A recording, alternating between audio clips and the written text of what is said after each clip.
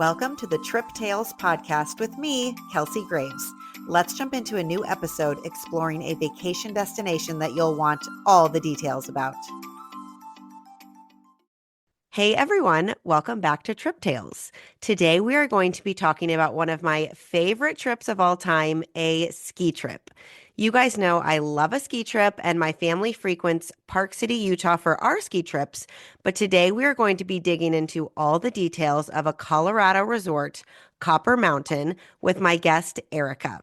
Welcome, Erica. Thank you so much for being here. Hi, thank you so much for having me. I start every episode with a rapid fire get to know you, so tell everyone where you live, what you do, and about your family. So, we are in Morgantown, West Virginia. By trade, I'm a physical therapist, but funnily enough, I teach secondary science at my kids' Christian school. So that's what I do now. And I have three kids and a husband. And yeah, we're just a really active family. And so that's kind of what led us to Copper. Three girls, right? Yeah, three girls. I believe yours are close in age to mine. Tell me the ages of your daughters. 12, 10, and almost 9. Okay, and I have 12, almost 10, and 7. So Yeah, so you're a very bit similar. ahead of me, but yes, three kiddos, which is so fun and also a little tricky to travel with because this last weekend 100%. we were at Opryland Hotel for a dance convention, which we are Mhm. often. And now that they're getting a little older, we're still trying to fit in one room a lot of times just for cost savings. And it's a little like bring Mhm. in the cot, and then it's like fighting over who has to sleep with who in the beds. And all of our Yes. upcoming trips this spring break and summer are all one room hotel trips so far because I booked so many on points that I was laying in Mhm. bed thinking, okay, the main motivation of like trying to be successful and make this podcast work and monetize it is to be able to afford 2 hotel rooms for every trip. That's like my Yes. main motivation. Yes. That is ultimately why we have the Marriott card so that we can usually get one room on points and then buy one room and then get them connecting because it's so challenging otherwise to have 5 people in one hotel room. Well, and the bathroom I've realized is the biggest problem. We can Yes. sleep. I'm always like, pretend we're camping. Everyone just lay down. But, and with three girls, so including you, Uh-huh. four girls, that makes Yes. it challenging if people want to get ready or spend more time in the shower. It's like, okay, move along. Yeah, you almost have to have a schedule of who can Yes. take showers when. Yes. So Erica emailed me out of the blue at triptalespodcast@gmail.com and said that she'd love to share about her recent family ski trip to Copper Mountain Resort.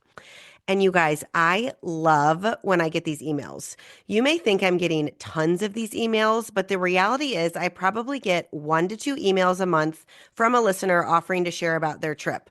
I love, love, love when you guys reach out. So please don't be bashful. Send me an email. And if you have an upcoming trip that you think might make a great future episode, here's what I do. On my trip, I just jot down some notes at the end of each day in a note in my notes app. So I'll title it President's Day in Marco Island. And then I'll put Thursday, smooth flights, beautiful sunset, dinner at this restaurant, got settled into the hotel. Friday, up early to go snorkeling. You get the idea. But I basically just check into my notes app at the end of each day while I'm laying in bed and just type out a couple keywords. I definitely don't want y'all to go overkill and feel like you have homework or anything, but I've found that if I type out a few key items from each day in my notes app, it's way easier to share about the trip. So just a little plug for any of you that are thinking you might want to be on the podcast in the future. So anyway, Erica, thanks so much for emailing me about your ski trip. I'm so curious, how did you find the Trip Tales podcast?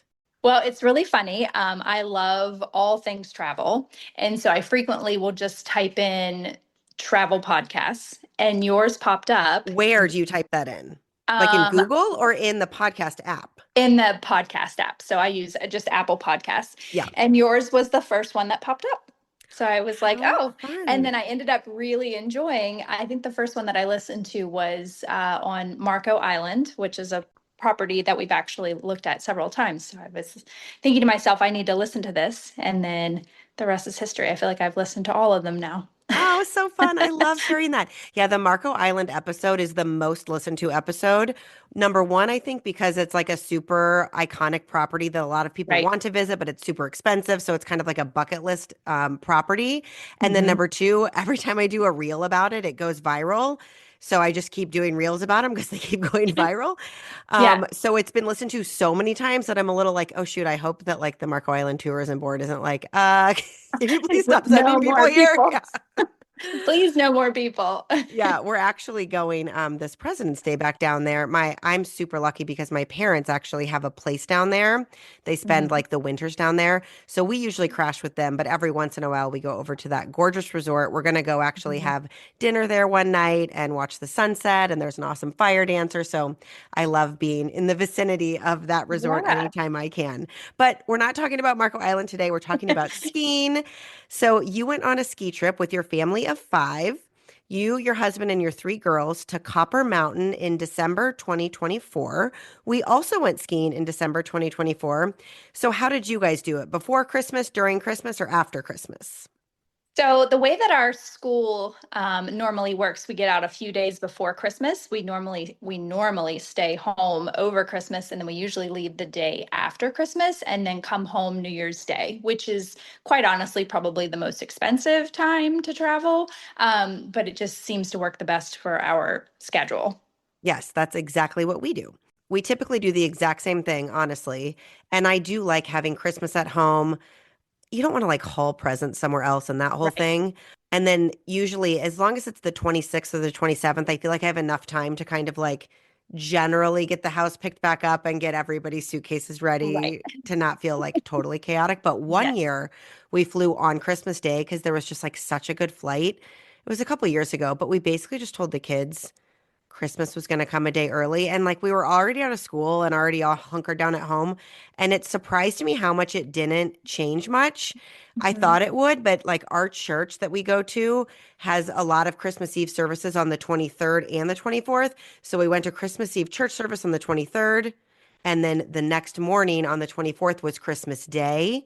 And it was so fun. I think the kids really just like get excited about presents. Yeah, And no then we matter flew on when. the 25th in Christmas pajamas, which was kind of cute. And there was not a soul at the airport. And it was kind of nice. We just like Yeah. sailed through the airport and it was a super easy travel day. So, a little plug for traveling on Christmas Day from time to time. Yes. I believe you guys have taken a handful of ski trips before. So, kind of tell everyone where you've skied previously and some of your favorite places.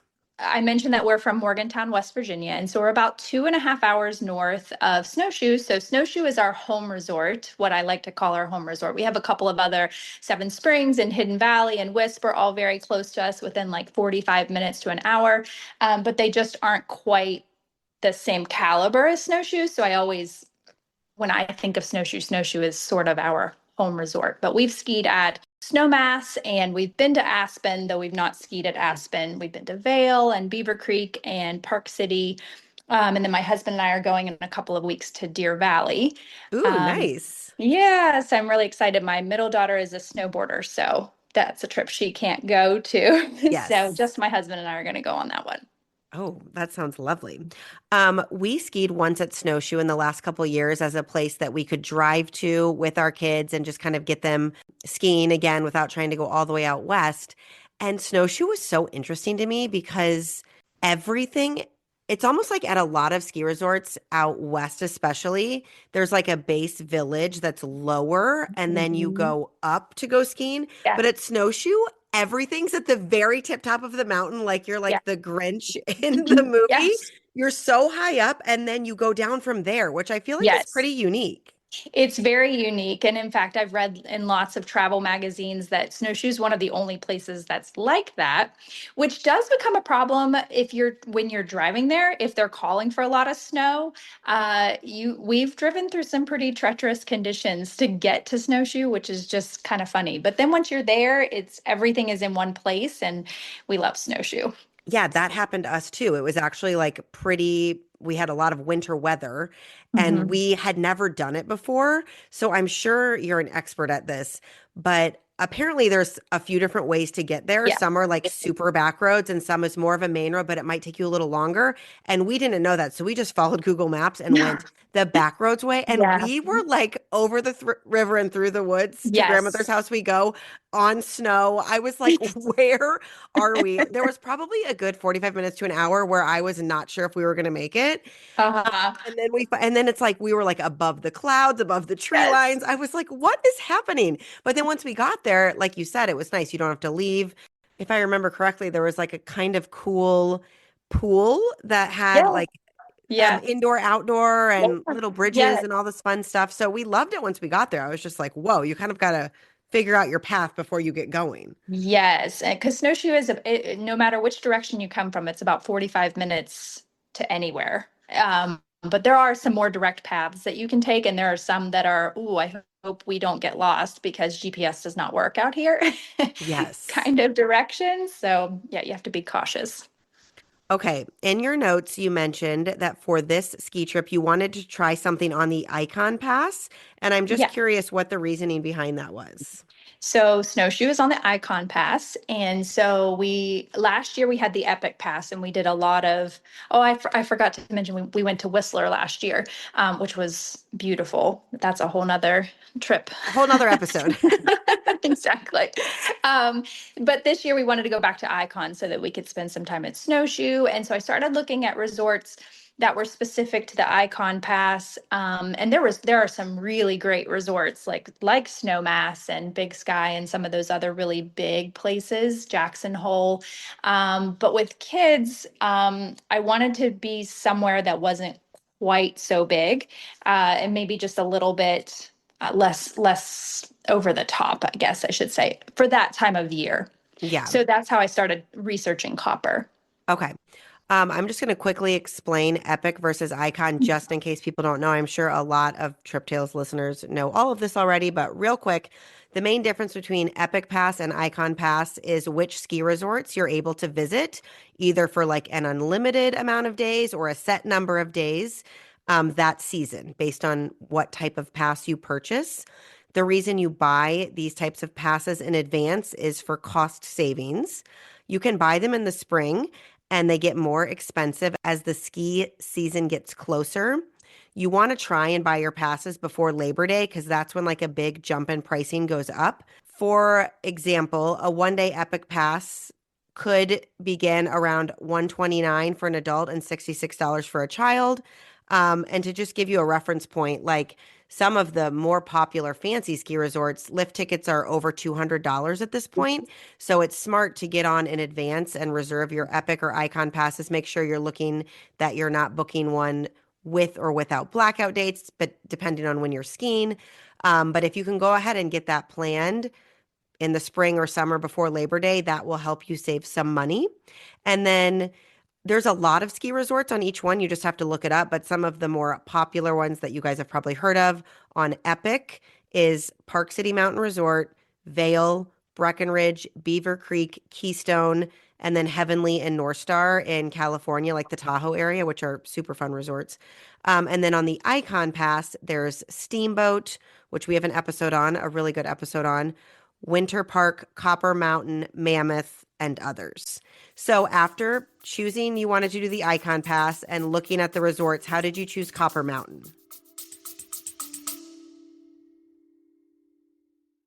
Hey, Trip Tales listeners, I'll keep this short. If you're loving the podcast, leaving a review or buying me a coffee is the quickest way to show your support.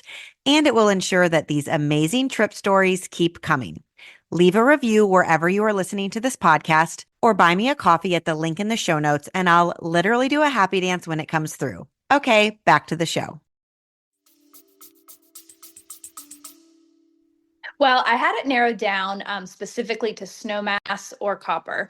If you've ever been to Snowmass or Aspen, it is a roll of the dice how that flight pattern is going to go, because you'll usually have to connect somewhere, and then it'll usually only take a very small plane, and there's only a handful of pilots that are actually able to make that trek, and because of the way that the mountain range is. And so I That's just like kind of decided that concerning.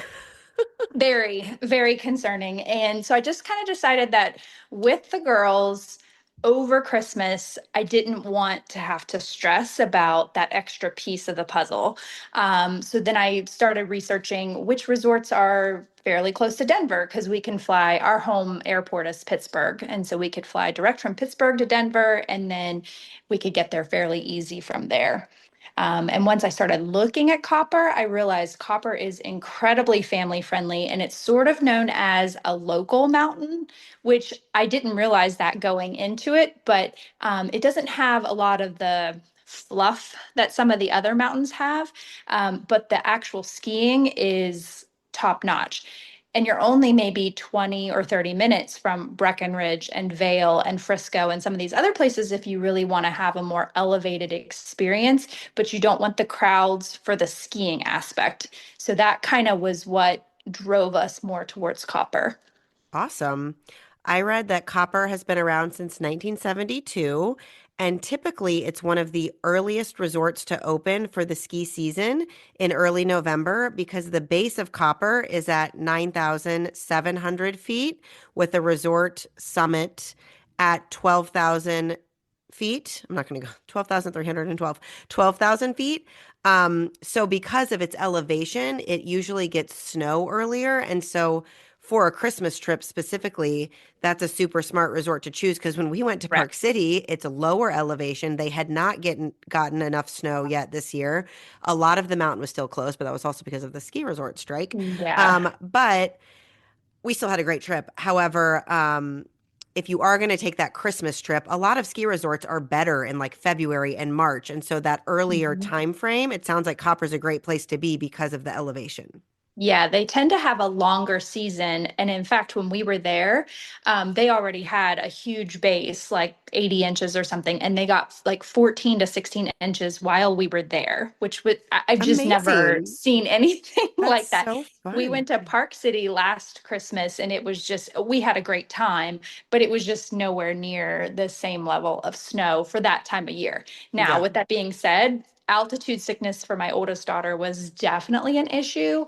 She spent the first like half a day not feeling the greatest, Hmm. but it worked out because we weren't planning to ski that day. We just kind of nursed her back to health with, electrolytes, and they say eating carbohydrates, oxygen, and electrolytes will help you to kind of bounce back. And she was good by the time that she slept, and then the next day she felt okay, but she was Okay, good. definitely It is not a feeling real great. thing, though, that I think some people kind Yes. of just chalk up to like, oh, is it really that big of a thing? I've actually had people comment on some of my Instagram reels that go viral, like, oh, that's not really a thing. And then other people chime in and go, no, it Yeah. actually is a thing. And like, you're talking about it. I have a friend whose daughter, 100%, like the day they got out there, and that was Yeah. actually just Park City.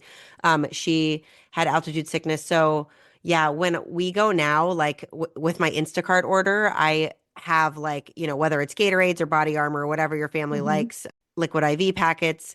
I just like make the kids start drinking it. I'm like, Yeah. even Yeah. before, and just like kind of push it more than you normally would Right. because there's really nothing else you can do. Yeah. Yeah, in retrospect, I should have had her start probably 2 or 3 days before, but it was Christmas, and so that Yeah. wasn't where my You're like mind drinking was hot at. chocolate and opening Christmas presents. Not worried about our electrolytes at that point. Yes. Okay, so you went for 6 nights and tell us how you got there. So we flew direct from Pittsburgh, and then we rented Turo from the airport, which I highly recommend. We started looking, we knew that getting from the Denver airport to get to Copper was about an hour and a half. And so we were certainly going to need a car. Plus, we were planning to do a day trip to Vail and a day trip to Breckenridge. So we knew that we needed our own transportation. But once I started looking at some of the high name Enterprise and Hertz, it was like thousands of dollars for a Hmm. rental car for 6 days for that time. And I just was like, I don't think that that's really going to be, that's not going to work. So I had heard about Turo on your podcast and another podcast. And so I told my husband about it, and it was flawless. I highly, highly recommend. We had a brand new Lexus SUV for like a fraction of the cost that would have been whatever car, that we would have received at Enterprise. So, and it had a rooftop carrier for all of our ski stuff. It was perfect. Amazing. So, I know I am singing Turo's praises. I hope they are listening because I've been yeah, emailing them relentlessly, telling them that we talk about yes, them and it'd be so fun to do some sort of collaboration. And they are yes. not responding to me. Well, they Um, should. but the funny thing is, their Instagram feed is almost all dudes renting sports cars. That's what their whole feed is. It's all about Oh, guys renting these nice sports cars.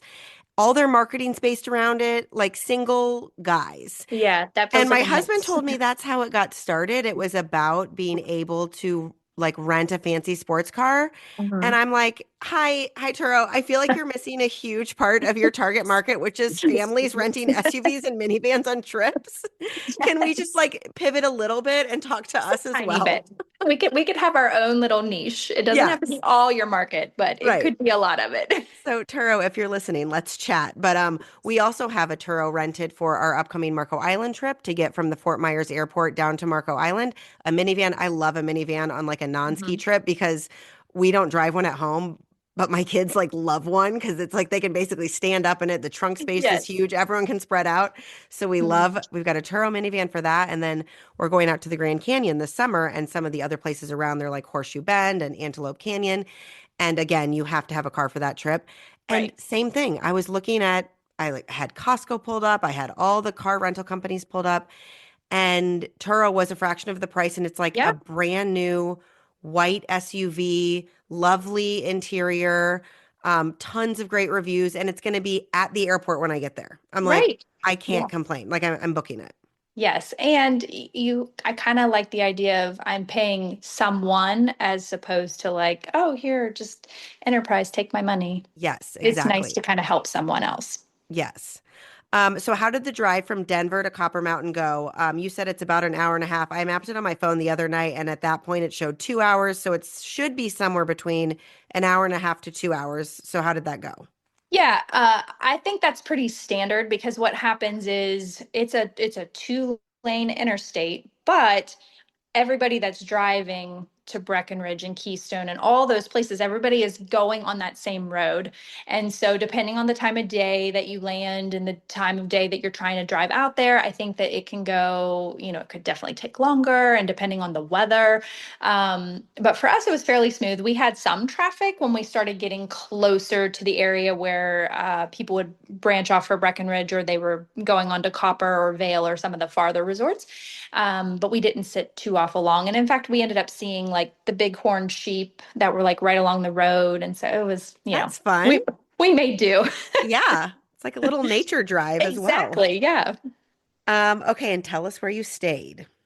So we rented a VRBO. Copper is, like I said, a little bit smaller, and so very lots of condos and lots of townhouses and places like that, similar to Snowshoe. But the place that I found was right next to the Super B lift, which we can talk about that more when we get more into Copper. But it was ski in, ski out, and it had a community hot tub. It didn't have a pool or anything, but it had a hot tub, which was lovely. And the girls loved to kind of get done with skiing and then hop in the hot tub and just be able to like see it snowing and everything.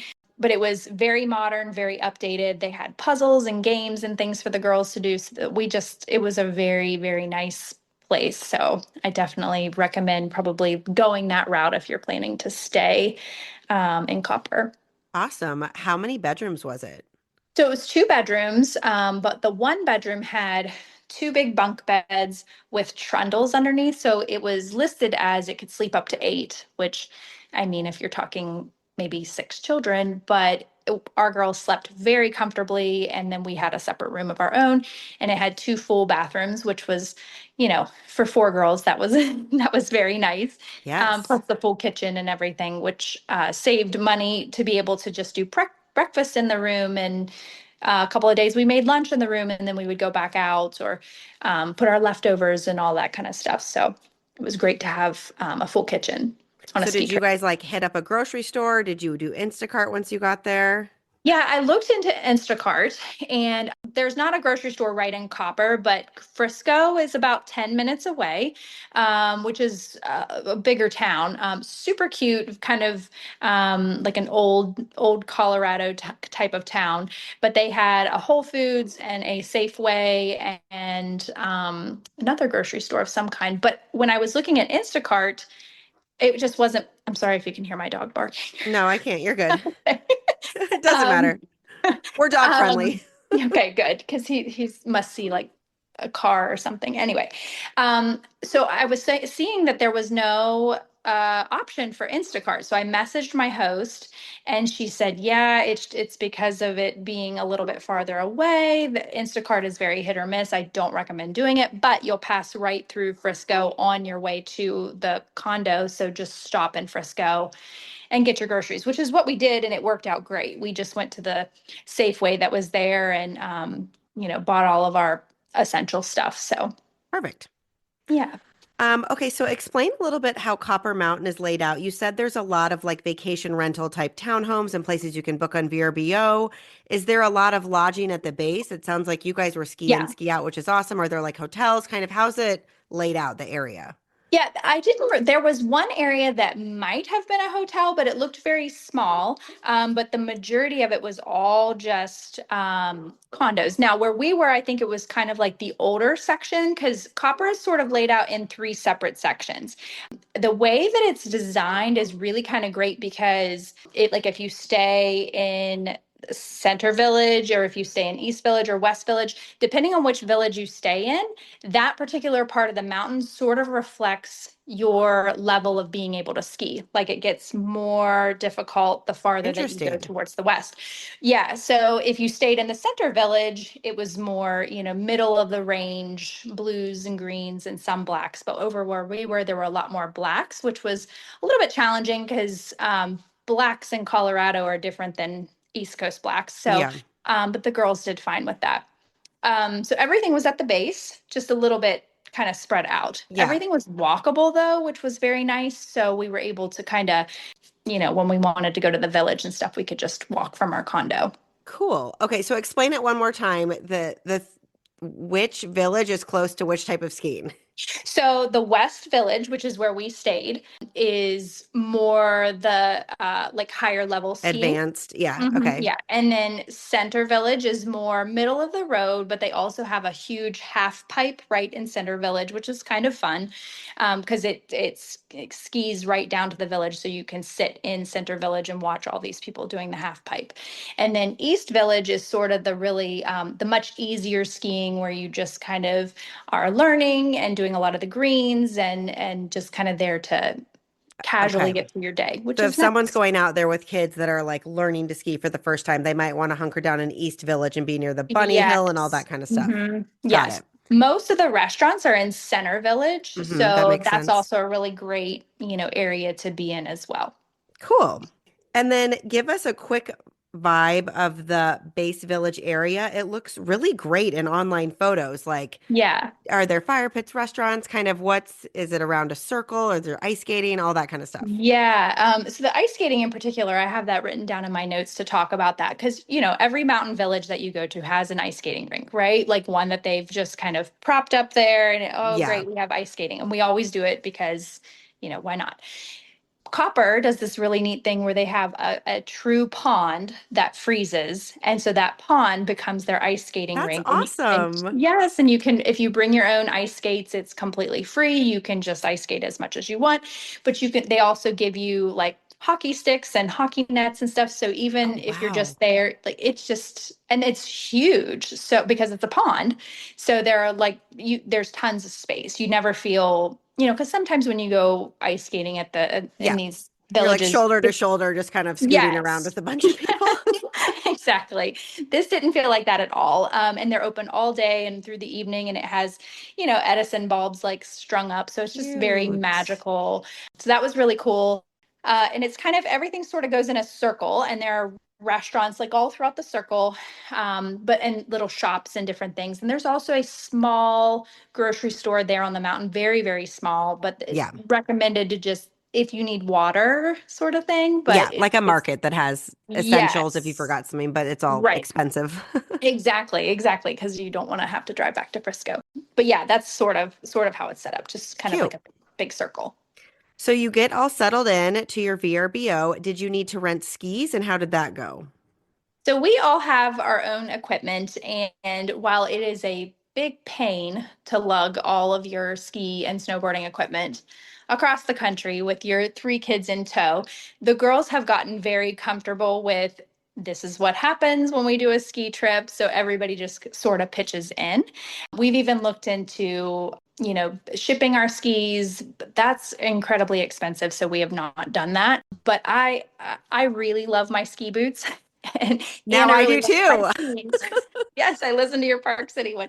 And so I just find it when I ski on rentals, it doesn't feel the same and I don't feel as secure. So I'm just willing to take our own equipment and just go. And plus I feel as though if we've paid for our own equipment, I don't want to rent when I'm somewhere else. Yeah, Even though totally. it's a pain to take all your Yeah. stuff for sure. It That's takes cool a though. I village. mean, the fact that you guys have your own stuff, then you know how it feels, how it works. So Yes. that's hmm awesome. Okay, so tell us about like day one or a typical day and getting up and out and skiing. And did your kids do ski school, all that stuff? So we looked into doing ski school and snowboarding school for our middle daughter, but ultimately we just kind of decided since this was a true just family trip that we were just gonna just go out and do it together. My husband's a really, really good skier, so he usually takes each of the girls and does some like little individual lessons with That's them. This cute. Yeah, so they kind of get a daddy lesson when they're out there, and most of the time they're like, "Ugh, I know what I'm doing, Yeah. Dad," but He's like, but just lean nonetheless, forward a little bit farther. a little bit more, yes. But yeah. So we would get up in the morning, we would have breakfast because we're coming from East Coast. We would usually wake up hours before the ski lift opened at 9. But again, those games and the puzzles and books and things that all came in handy. We would just make our breakfast and play games and puzzles and things, and then we would start getting ready. And we would head out around 9 to get in line. And the nice thing is, being over where we were near the Super B lift, we didn't have nearly the line to get up onto the mountain because there weren't as many people on that side. So that was kind of great. And then we would just ski usually until about 11. Our rule of thumb is we usually stop for lunch earlier because in ski towns, things get really crazy at lunchtime. So we usually stop early and then we'll go back out. And the nice thing is, because everyone else is stopping for lunch, usually the mountain is a little less crowded for an hour or so. And then we usually quit around 2ish, and then head back in. Skiing in Colorado's just like Utah, it's very tiring. Yeah. You're skiing miles and miles and miles, and so by about 2 o'clock, you're done and you're Yeah. ready to go in and take a break. So Using muscles that you don't use ever. And you're like, my legs yes, are trembling. And if I do one yes. more, they might break. Uh-huh. I might injure my person. So I need to Yes. go back in and take a break. So we would go back in and we usually would either hit the hot tub or just take hot showers and then get ready for dinner. And then we would do it all over again the next day. So Amazing. What is the mix of runs at Copper from like greens to blues to blacks? I'm sure everybody listening already knows, but greens are the beginner runs, blues or double blues are the intermediates, and then black and double blacks are the advanced. So they had a really great balance with having that level of elevation. I was a little bit nervous that they wouldn't have as many green options. I was worried that it was going to be a lot of steep terrain, but it wasn't. They had a lot of really, really good greens that the girls could get comfortable with. And then the blues were nice as well. But with having that much snow while we were there, the first couple of days, it was very heavy powder that we were skiing in. So even being on the greens, we were working a Yeah, lot it's harder. fun and beautiful, but it's actually so tiring. We had It's one really day of hard. that and it was gorgeous and it's so fun. But my son, who was like is newer to skiing, was like, "Oh my gosh, this is hard Yeah. to get through."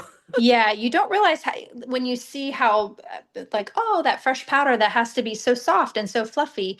Yeah, it is, but it's also it's hard to push your way through it. Yeah. But by the third or the fourth day, they were doing this really interesting thing that I hadn't really encountered before, where they would leave half of the run kind of ungroomed for the people that wanted ungroomed, and then they would groom the other half. I So if like you that. have, I don't see yeah, that like halvesies thing either, but I would be like, I'll yeah, take the groomed and y'all can work yeah. your way down the ungroomed. Yes, and it was really cute because I would have my two younger daughters and my husband would want to do ungroomed, and my oldest daughter and I were like, we're on the Yeah. groom at Yeah. this point. We are tired. We're doing the groomers. So, Yeah. Oh, fun. I um, love that. yeah, but they have some really nice bowls and double black diamonds that my husband was going to do, but we actually were under avalanche warnings the whole time that we were Oh, there. wow. So he just opted to like not do any of that higher level stuff and just kind of hang with us throughout the day. Nice, but good to know that it's there if someone needs to Right. have a thrill. Exactly. How was the food on the mountain? You said you would stop for lunch. Would you typically go all the way back down to the base, or was there some nice options up on the mountain? And were they all the typical cafeteria, or were some of them, were there different options? Yeah, so our first day we went all the way down to the base and we went to what a place called Downhill Dukes, which is super adorable, very like dining al fresco. And that first day was a bluebird day and it was gorgeous. So dining outside, like Oh, with fire fun. pits and stuff, was very fun. The food was delicious. We ate way too much and then tried to go back out to ski and we were like, oh, this is a Do little you like harder sit than I down with a server type restaurant? yeah, Okay, yeah. cool. So it was, yes, and they had nice cocktails. And so it was a very fun option. But then the second day, we realized that about mid mountain, there's a place called Forage and Feast, that very like elevated experience that you can have. So we ended up stopping there most days for lunch because they had just insanely gorgeous views of the Colorado mountains and really good cocktails, but like really delicious elevated food, and the atmosphere was very relaxed. Nice. So it was a nice And a vibe. server again there? Yes, yeah, very Cool. like sit down atmosphere. But they also underneath of the Forge and Feast, like so Forge and Feast was sort of upstairs, and then underneath they had Airy, which is more cafeteria style if you're just looking to grab and go. Yeah. And then down in the village, they had Sawmill Pizza and they had 10 Mile Tavern and a couple of other restaurants too, that if you were just looking to grab something rather quick, you weren't really looking for après or a more relaxed atmosphere, you could do that and then get back out to the mountain really easily. Nice. I love your food style on the mountain. It's Yes. similar to mine. I'm like, I've Yeah. worked really hard. Now I enjoy a great meal and Yes. chill for like an hour or Yes. so. At those places, did you need a reservation or you can just walk in? Yeah, so we had a reservation. The first day we walked in, and I was thinking like, "Oh, we're not going to be able to get in here." But because we went at 11, she said, "Oh yeah, we can get you right in." But we ended up going back on New Year's Eve, and we did have a reservation for there.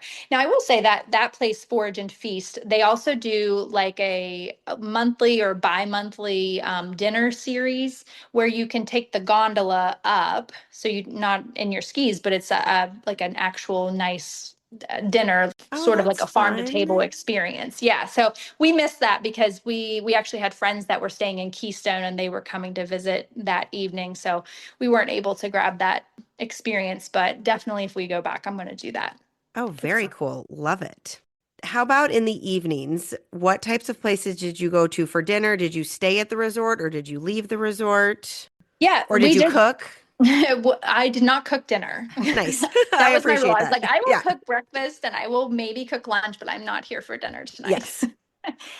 We did a combination where we would, a couple of nights we just ate, in the village area. We ate at one place that was called Sauce on Copper, and I think they also have a place in Silverthorne or a place in Frisco, and it was delicious. It was more like Italian kind of. I love all their That names of their restaurants. They're such so cute cute. names. Yeah, really, really like Yeah. thoughtful kind of names. And then one evening we went over to Vail for dinner. We've been to Vail a few times and we just like Vail Village. It's just so Yeah. fun. And so, just a little something different. It's like the Uh, ultimate ski village vibes. It's like if yes, you were going to exactly. film a movie in a ski It would be village. there. Yeah. Yep. Yeah. So we did the very stereotypical, went to the Four Seasons and got our hot chocolate and had dinner. And it was just a very nice evening. And then Fun. one evening we had reservations at an elevated place in Breckenridge called Hearthstone. But as we started out, they had been calling for avalanche warnings all day and severe weather. And so as soon as we started out, we made it about 10 minutes away, like pretty much where Frisco is, and we turned around to come back because it was Yeah. just sort of treacherous and we just didn't feel like it was worth risking the rest of the way. And interestingly enough, by the time that we had turned around to come back, there were, signs that were flashing that like you had to have chains on your Yeah. car. And we are like, oh, we need to get home. This is important that we get Yes. home, just to not take the risk of what that would be like. And then one evening we ate in Frisco at a really great restaurant called Uptown on Main that was recommended by a friend of ours, and it was delicious. So I really don't think you can go wrong with a lot of the places out there because everywhere that we ate was really good. Awesome. Sounds lovely. Did you guys take any off days? We did. We took an off day. Copper, I haven't mentioned this yet, but Copper has the most amazing tubing hill. It's a huge tubing hill that has like a turn in it, and it's just a Wow. really cool experience. So, you have to purchase your tickets in advance. But that day was so much fun. The girls say that that was like one of their favorite parts. And I'm like, oh, okay, that's great. Awesome. Yeah. Not the After all, thousands of dollars we spent yeah, on the ski trip. that's awesome. Did you guys tube? We did. Yeah. Yeah, It was fun. it was so fun. Do you think that you need to make reservations before you go on the trip, or you could do it day of if you wanted to? I think you could probably do it maybe a day or two in advance, but it did say online that it would fill up and you're Okay. very like locked into the time that they give you. And I think it was like a 1 hour session, which went a lot faster than I thought that it would, Yeah, but one it was hour. also Ours was nice. 2 hours, and we Mhm. used the whole 2 hours because you have to like, get up. Were you on Yeah. like a magic carpet Yeah. thing to stay? Yeah. Yeah. So that takes, 10 minutes sometimes to get Uh-huh. all the way to the top. So yeah, an hour does feel like a little Yeah. quick. Like go, go, They were go. really good about not allowing too many people though. So I feel like we were able to get a lot of runs down the tubing hill versus standing there and waiting for, everyone to get through the line. So I felt like they did a really good job of that. So Good. And then I saw on the website that there was also like a sledding hill called Green Acre Sledding Hill. Is that yep. separate from the tubing? It is. Yep. That's a little bit close. It's kind of in between the tubing hill and where our lift was and Center Village. We didn't do the tubing or the sledding hill, but yeah, I guess it's if you bring your own sled, it's sort of free. You can Yeah, just that's come and nice do. though, because if you listen to my episode, we like got in trouble for trying to sled in the Park City Canyons Village. And it's like, come on, there's a ton of snow, there's hills Yeah. everywhere. Let us sled. Yeah. So it's nice that they at least like allotted an area. If you drive Yes. there, you can, or if you like Yes. picked up a sled at the grocery store, you can Right. kill some time, especially if you have little kids that aren't going to be skiing the whole time. It just like Yes. gives them something to do. Yes, and that Safeway that we stopped at in Frisco, they had tons of sleds outside. And I'm imagining it's probably for that exact same reason. And where the sledding hill was, it was nowhere near any of the ski runs. So it wasn't as though you could be in any danger. Yeah, It was like this is designated as, the sled riding hill, which was nice. perfect. Did you guys get into anything else on an off day? No, not really. Like, well, Did you the just the day chill that we after tubing? that day was the day that we went over to Vail. So we tubed very early in the morning and then we went over to Vail and we just stayed at Vail from like 11 until like 6. So that felt like Nice. a very just completely off day because our rule of thumb is about every 2 days that you ski, particularly out west, you need to have an off day. It's similar to Disney. You can't do more than that or you're going to exhaust Exactly. yourself. You're not going to be able to keep going. Yes, So exactly. then the other day, we just ice skated and walked around the village and just went shopping and did some of those kind of things on our other off day. Awesome. I had looked up some of the other stuff you can do just right there at Copper Mountain. This isn't even like excursions that you would book through other companies. So let me know if you saw any of these or if you considered doing any of them. It showed that their mountain coaster, which is typically something you do in the summer at these places, was open in the winter. Did you see that? It was. So Copper did this really interesting thing where it kept track of how many days in a row you skied. And we skied 4 days.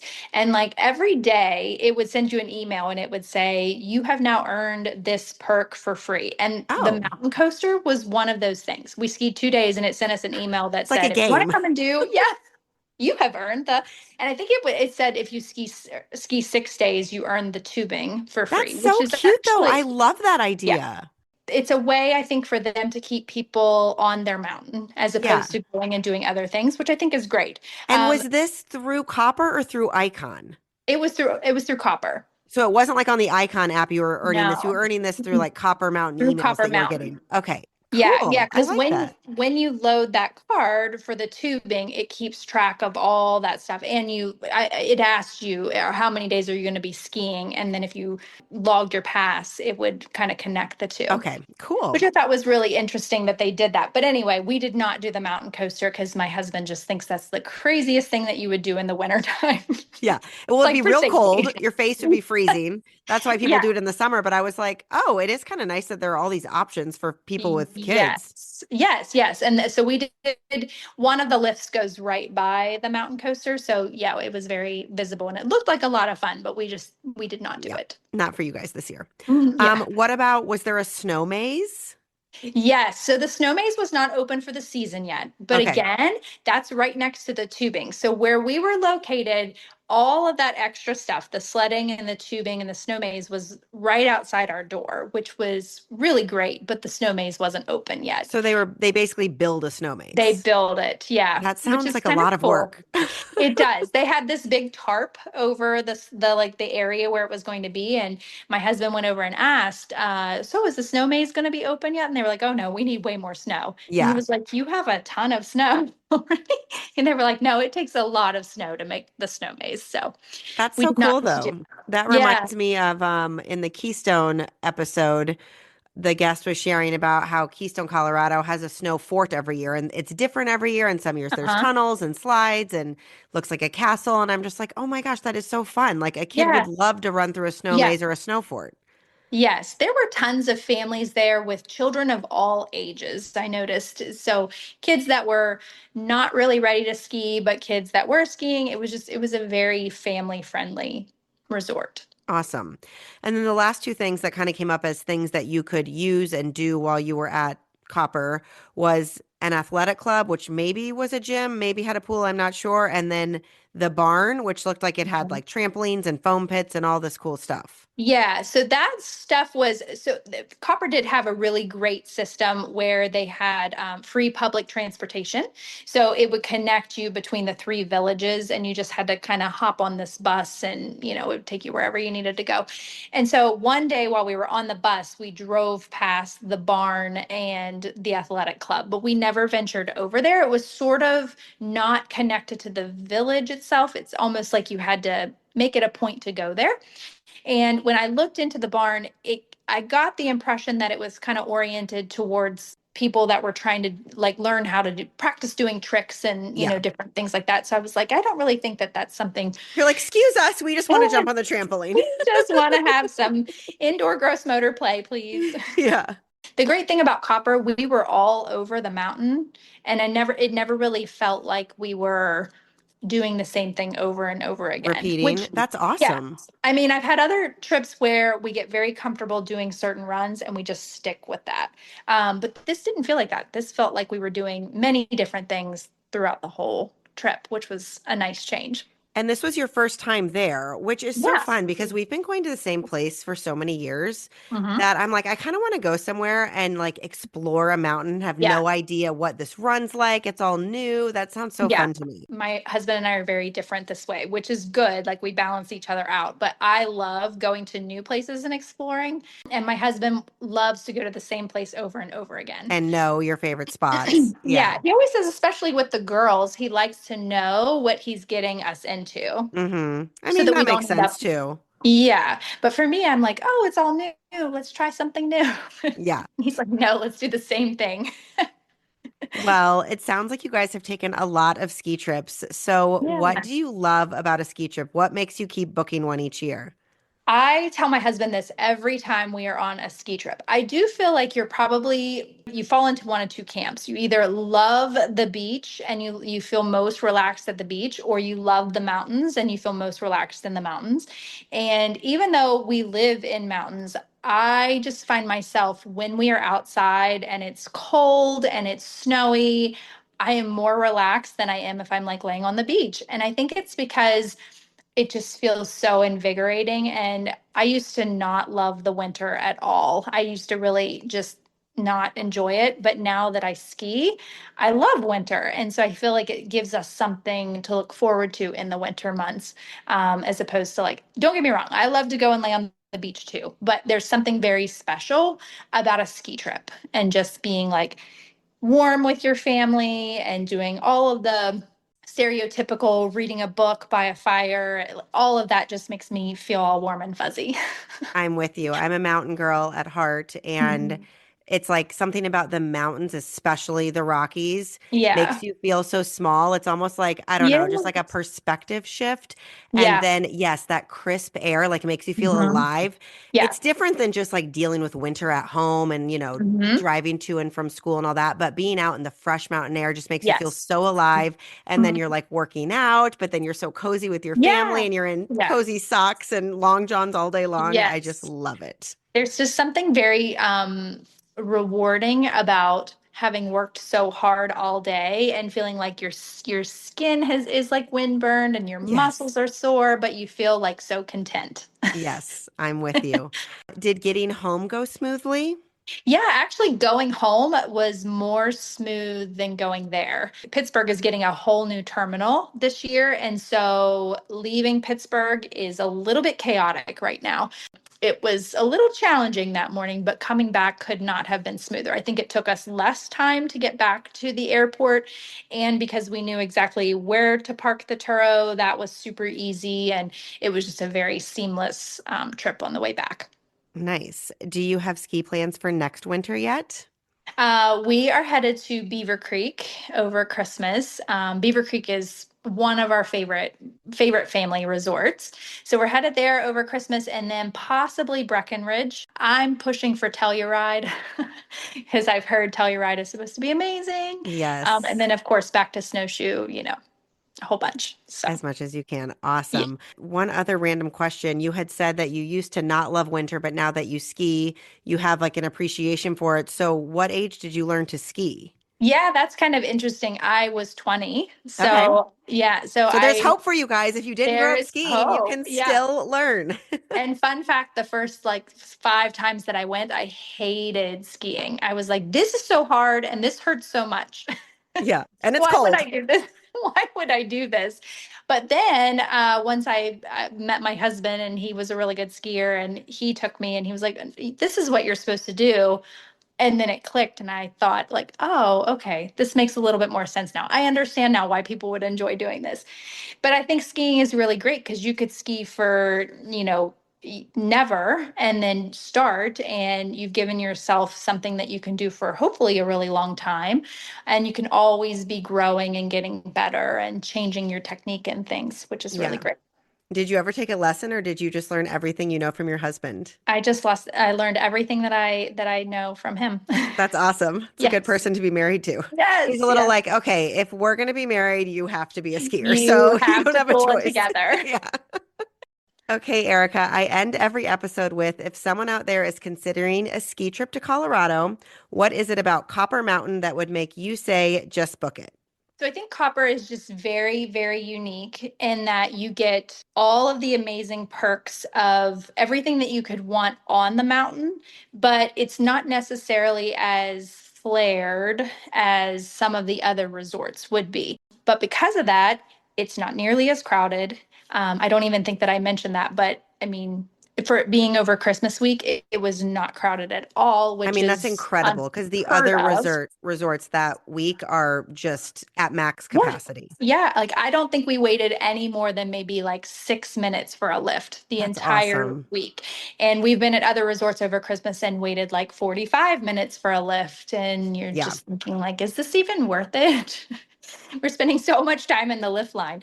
So I would say if you're someone who is an avid skier or you just really enjoy being on the mountain, doing tubing and ice skating and doing outdoor activities, Copper is perfect because you can still do the nice restaurants and everything.